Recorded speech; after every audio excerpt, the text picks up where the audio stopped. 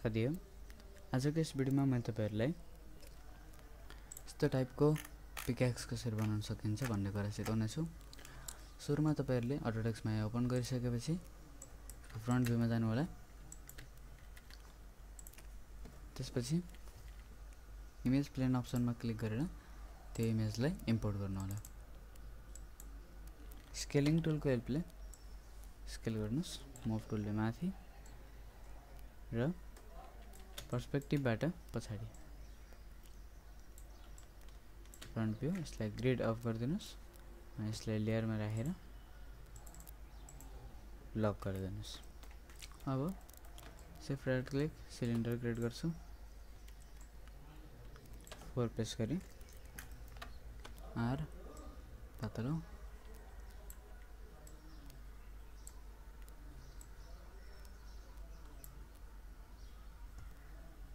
अब यसको क्यापलाई मैले 0 बनाइदिन्छु। भर्टेक्स मोड माथिको सबै सिलेक्ट यसरी माथि लिएर जान्छु टपमै। यहाँ आइसकेपछि स्केलिङ टुलले यसलाई स्केल गर्छु। अब देख्न सक्नुहुन्छ कति सजिलै हाम्रो यस्तो शेप बनिसकेको छ। अब यो तलको शेपको लागि यी भर्टेक्सहरुलाई तपाईहरुले मुभ टुलको हेल्पले यसरी तल मुभ गर्न सक्नुहुन्छ।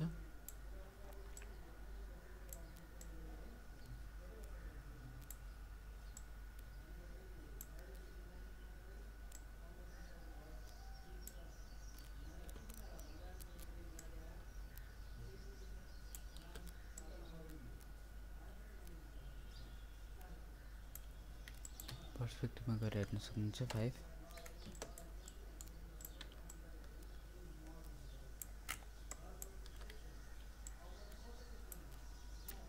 रोल जेट गर्छ सबै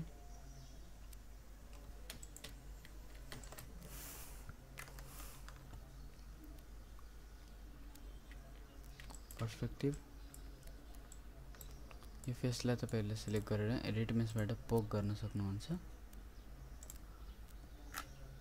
यसको भर्टेक्स मोडबाट यो भर्टेक्सलाई मुभ गर्न सक्नुहुन्छ यसरी।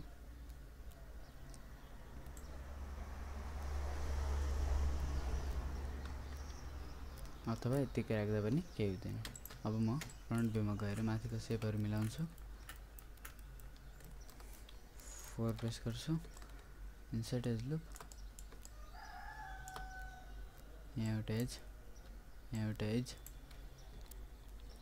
फेस मोड यति फेसलाई सिलेक्ट मैले डुप्लिकेट फेस गर्छु। अब्जेक्ट मोड यसलाई डुप्लिकेट फेसलाई सिलेक्ट गरेर एक्सट्रुड गर्छु बाहिर।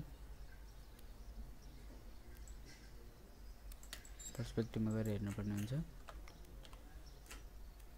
5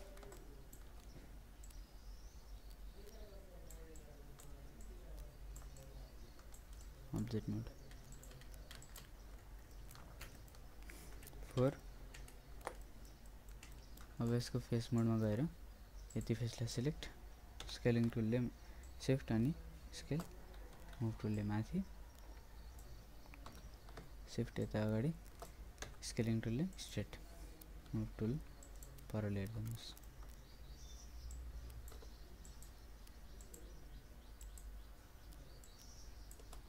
अब भर्टेक्स मोडबाट सबैलाई सिलेक्ट मुभ तल अलिअलि सबै मुभ गर्छु यसरी बिस्तारै।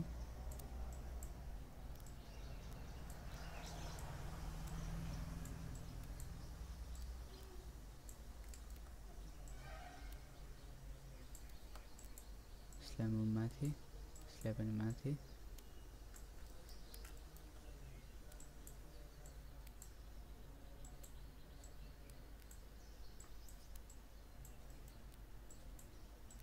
यसरी सेप गर्नुहोस्। पर्सपेक्टिभमा 5 प्रेस गर्नु होला।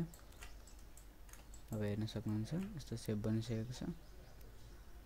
र यताको साइडमा अलिकति यता आएपछि अलिकति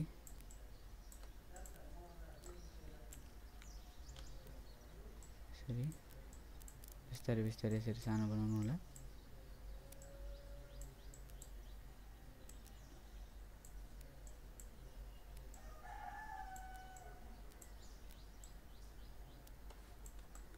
यसरी एउटा शेप बनाउनु होला। यसको अलिकति माथिबाट सानो अब्जेक्ट मोड।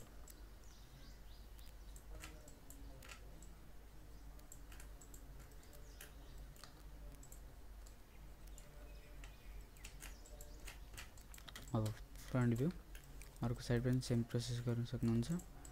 फेस मोड यति फेस सिलेक्ट, स्केलिङ टुलले यति सानो, मुभ टुल माथि, शिफ्ट बाहिर, स्केलिङ टुलले यसरी स्ट्रेट।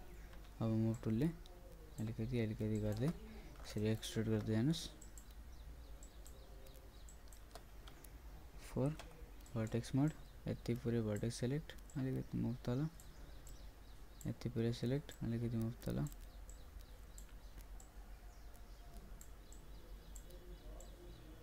हैन। यस्तो गरी मिलाउनु होला। यसलाई मुभ माथि, Ctrl Z,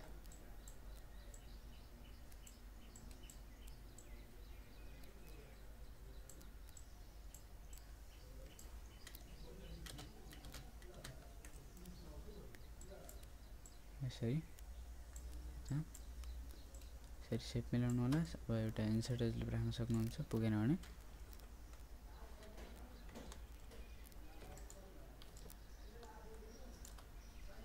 यहाँ अनि यहाँ। भर्टेक्स मोड यसलाई सिलेक्ट, स्केलिङ टुलले माथि स्केल अलिकति, यसलाई मुभ टुल माथि। अब यसलाई अलिकति तल, यसलाई त अगाडि मुभ।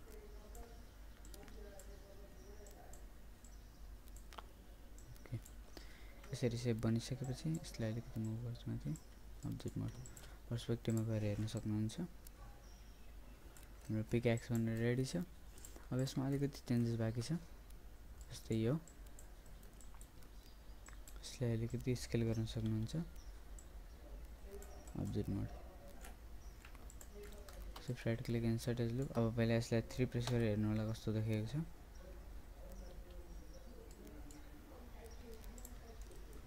यसलाई पनि 3 प्रेस गर्नुस्। भनेपछि इन्सर्ट एज लुपमा गएर सुरुमा यहाँ तल मैले एउटा एज लुप राखिदिन्छु। यो तलको बन्यो, माथिकोमा यता राखिदिन्छु। ओके, ठिक छ।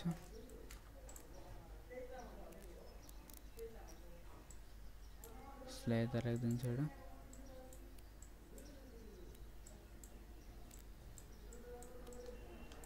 वन 3 यसरी। यता तलको अलिकति मिलाउनु छ। ओके, यसरी। अर्को साइड पनि त्यही गरिदिनु होला, सेम प्रोसेस। अब चाहिँ तपाईहरुले यहाँ तलको पार्टमा सेलेक्ट गरेर यसलाई क्यू प्रेस गर्नुस्। क्यू। अब यसलाई सेलेक्ट गरेर 1। अब यसको इज मोडमा गएर यो इजलाई फ्रन्ट भ्यू 4, यसको ग्रिडलाई अफ र मुभ टुलको हेल्पले यसलाई यति माथि लिएर आउनुस्। अनि त्यसपछि फेस मोडबाट यसलाई shift right click, extrude face, यसरी एक्सट्रुड गरिदिनुस्। पर्सपेक्टिभ 5। Okay, object mode. अब यसलाई 3 प्रेस गरेर हेर्नुस्, भएको छैन। 1 shift right click, insert edge loop. अब एउटा एज लुप यहाँ, यहाँ र लास्ट यहाँ राखिदिएपछि अब 3 प्रेस गरेर हेर्नुस्, यसलाई यस्तो रिजल्ट आउँछ। अब चाहिँ दुईटैलाई सिलेक्ट अनि 1 प्रेस गर्नुस्। अब चाहिँ तलको फेस मोडमा गएर तलको फ्रन्ट भ्यूमा गएर तलको यति पार्टलाई तपाईहरुले कलर गर्न सक्नुहुन्छ।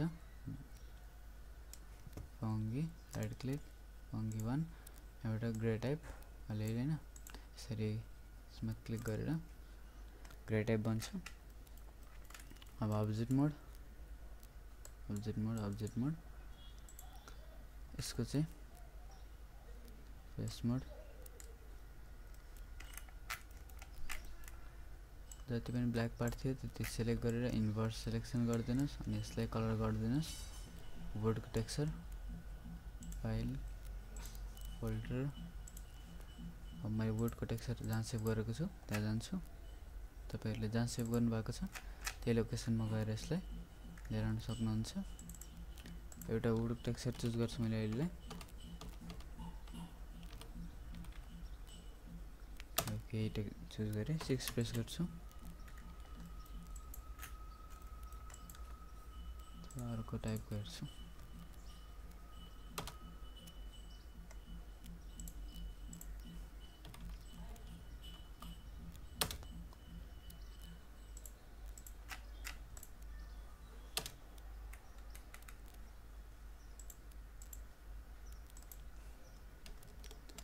यसमा पनि 3 ओके अब्जेक्ट मोड।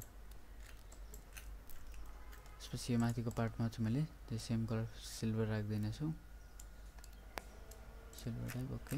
अब दुईटैलाई सिलेक्ट गरेर मेसमा गएर स्मुथ डिभिजन 2 राख्दिनु होला अब्जेक्ट मोड। अब देख्न सक्नुहुन्छ हाम्रो पिकएक्स बनेर रेडी छ। यसलाई च्यानल बक्सबाट लेयरलाई डिलिट लेयर अनि यो इमेजलाई डिलिट। आजको भिडियो तपाईहरुलाई मन परेमा लाइक शेयर कमेन्ट सब्स्क्राइब गर्न नभुल्नु होला।